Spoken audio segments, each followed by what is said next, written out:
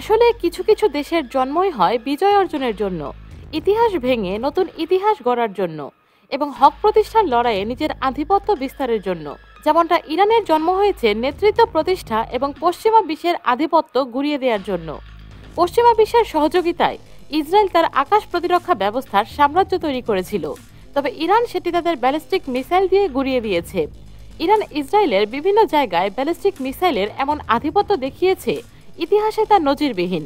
বিশেষজ্ঞরা বলছেন যে বর্তমান পৃথিবীতে ইরানই হলো সেই দেশ যারা ব্যালিস্টিক মিসাইল দিয়ে ইসরায়েলের সর্ববৃহৎ আক্রমণ করেছে। দর্শক, ভিডিওটিতে লাইক দিয়ে সম্পূর্ণ দেখুন।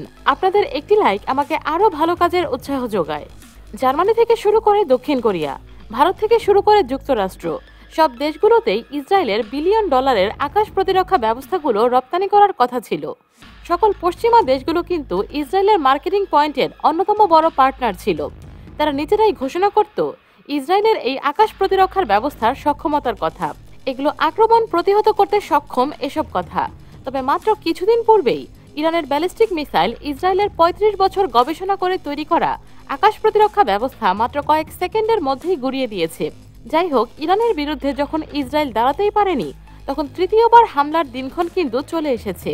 আর এই অবস্থায় ইসরায়েলের প্রধানমন্ত্রী নেতানিয়াহু নিজের দেশের জনগণ নয়, বরঞ্চ ইরানের জনগণের জন্য একটি ভিডিও রেকর্ড করেছে এবং ইরানের জনগণকে কিছু ভিডিও বার্তা দিয়েছে।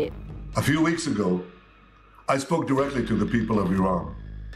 Millions of people around the world, millions in Iran itself, saw that video. উস্কানিমূলক এক ভিডিও বার্তা দিয়ে ইসরায়েলের প্রধানমন্ত্রী বেনিয়ামিন নেতানিয়াহু বলেছেন, আমি ইরানের নেতাদের নিয়ে অনেক কথা বলি, কিন্তু এই গুরুত্বপূর্ণ মুহূর্তে আমি ইরানের জনগণের উদ্দেশ্যে কিছু বলতে চাই। আমি এটি সরাসরি বলতে চাই, কোনো ফিল্টার বা মিডলম্যান ছাড়া। ইরানি জনগণকে উদ্দেশ্য করে তিনি বলেন, প্রতিদিন আপনারা এমন একটি শাসন ব্যবস্থা দেখেন যারা আপনাদের অধীনস্থ করে রেখেছে। তারা লেবানন ও গাজাকে রক্ষা করতে জ্বালাময়ী বক্তৃতা দেয়, অথচ সেই শাসন ব্যবস্থাই প্রতিদিন আমাদের এই অঞ্চলকে যুদ্ধের আরো গভীরে নিয়ে যাচ্ছে। নেতানিয়াহু বলেন, মধ্যপ্রাচ্যের যে কোনো জায়গায় হামলা চালানোর সক্ষমতা আছে ইসরায়েলের। আমাদের দেশ ও জনগণের রক্ষায় যেখানে যাওয়া দরকার আমরা সেখানেই যাব। প্রতি মুহূর্তে পারস্যের মহান জনগণকে নরকের অতলে নিয়ে যাচ্ছে তাদের এই শাসন ব্যবস্থা। নেতানিয়াহু বলেন, ইরানের অধিকাংশ মানুষ জানেন এই শাসন ব্যবস্থা তাদের নিয়ে মোটেও ভাবে না। যদি তারা সত্যি আপনাদের কথা ভাবতো, তাহলে তারা মধ্যপ্রাচ্যের যুদ্ধ বাঁধিয়ে রাখতে কোটি কোটি টাকা খরচ করত না।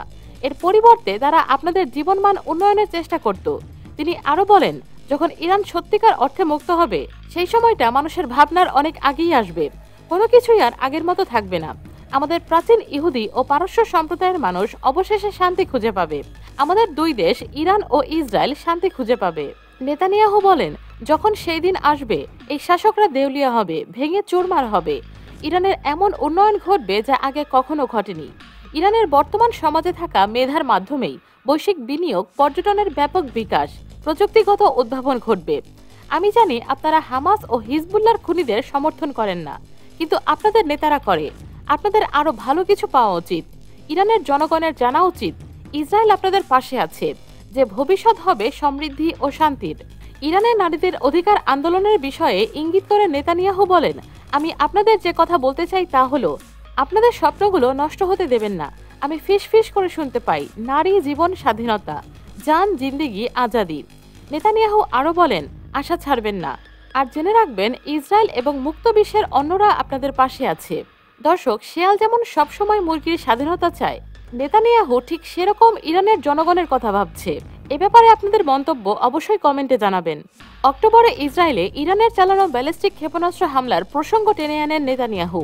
বলেন, এতে ইরানি জনগণের প্রায় ২৩০ কোটি ডলার পরিমাণ মূল্যবান অর্থ খরচ হয়ে গেছে। So today, I want to once again address the people of Iran.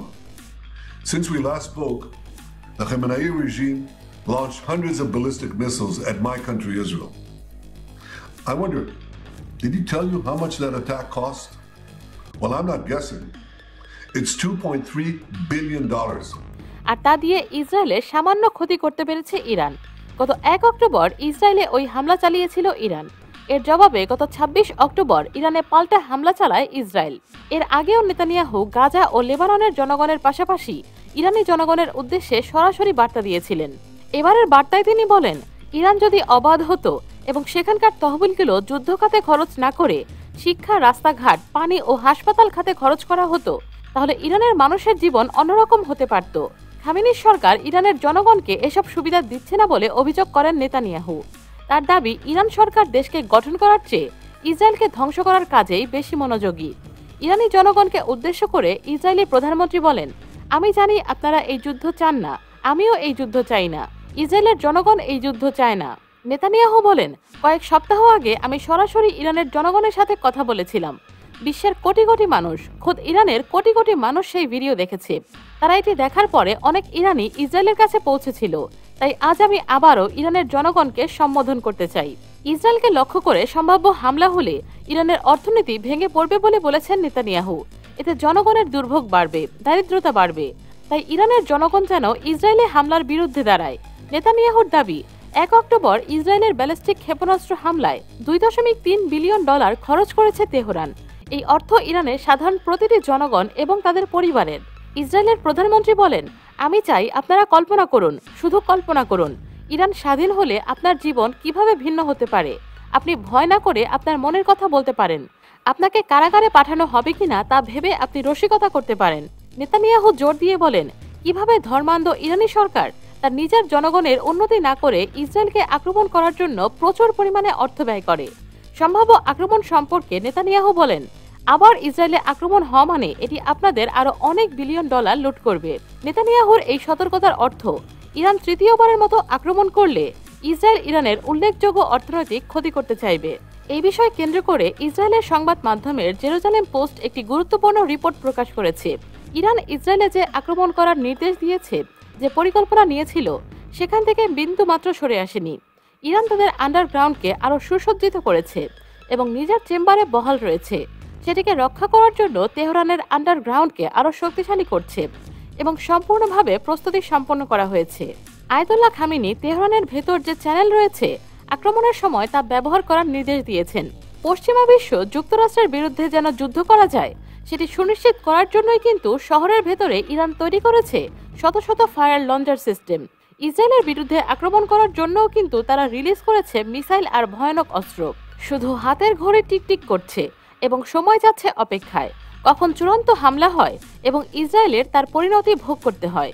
প্রিয় দর্শক, আপনাদের কি মনে হয়, বাংলাদেশ, ভারত সহ পুরো বিশ্বের এখন যে অবস্থা, তাতে তৃতীয় বিশ্বযুদ্ধ কি হতে পারে? সে সম্পর্কে আপনার মতামত অবশ্যই কমেন্টে জানাবেন। আজ এ পর্যন্তই। ভিডিওটি ভালো লাগলে একটি লাইক দিয়ে দিন। আপলোডের সাথে সাথেই আমাদের ভিডিও পেতে চ্যানেলটি সাবস্ক্রাইব করে পাশে থাকা বেল বাটন ক্লিক করে অলে সেট করে দিন। ধন্যবাদ।